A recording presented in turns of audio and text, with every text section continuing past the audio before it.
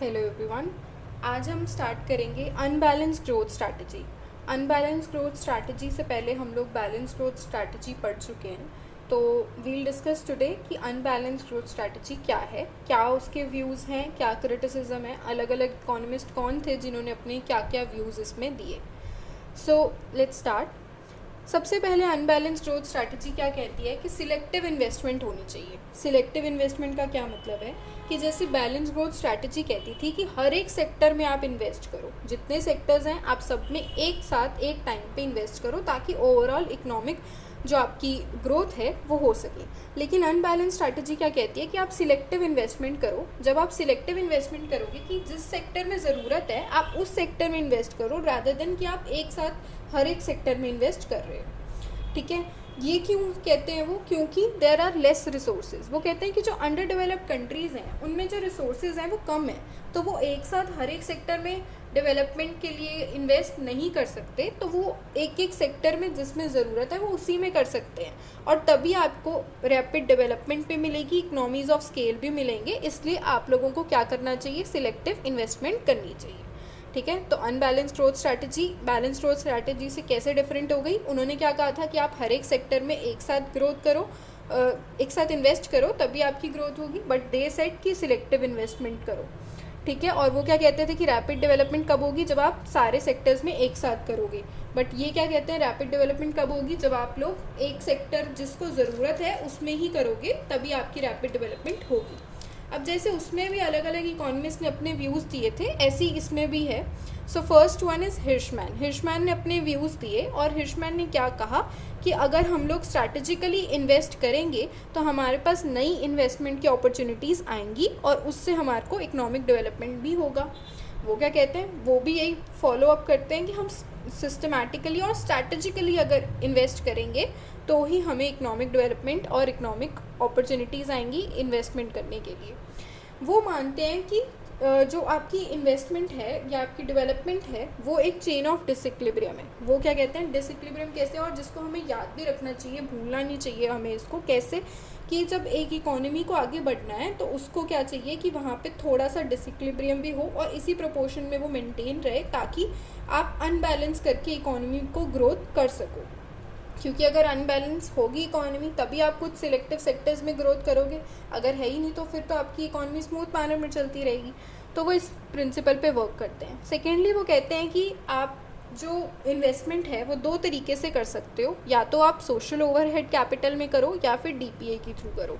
Social overhead capital और DPA. DPA का क्या मतलब है? Directly productive activities.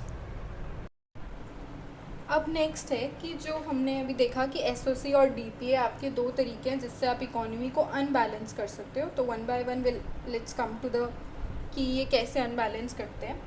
तो एसओसी क्या है? सोशल ओवरहेड कैपिटल, जो कि आपका क्या कंप्राइज करता है? जितनी भी बेसिक एक्टिविटीज़ हैं जिनके बिना आपके प्राइमरी, सेकेंडरी और टर्शरी एक्टिविटीज़ फंक्शन नहीं कर सकते, वो सारी आपकी एक्टिविटीज़ आती हैं एसओसी के अंडर।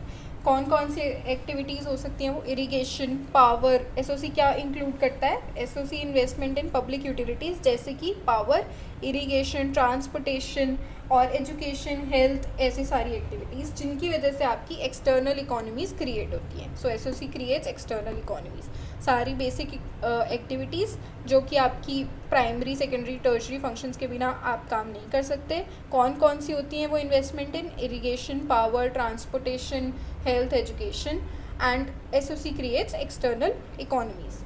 अब क्या होता है कि एसओसी जो है, अगर हम लोग कहते हैं कि एक लार्ज इन्वेस्टमेंट हो रही है एसओसी के अंदर, तो हमारी वो क्या करेगा? इनकरेज करेगा प्राइवेट इन्वेस्टमेंट इन डीपीए ऑल्सो। कैसे? कि अगर हमारे पास चीप है supply of labour supply of power, अगर हमारे पास चीप है तो वो इनकरेज करेगा कि नई नई इंडस्ट्रीज सेटअप हो और डीपीए प्रोड्यूस करें, राइट? तो जब वो डीपीए प्रोड्यूस करेंगी it will help the industries कि वो इनपुट का प्राइस जो है वो कम करे, और इनपुट का प्राइस कम करने से क्या होगा? आपको प्रॉफिट मार्जिन्स आपके बढ़ेंगे, तो प्रॉफिट आपका बढ़ेगा।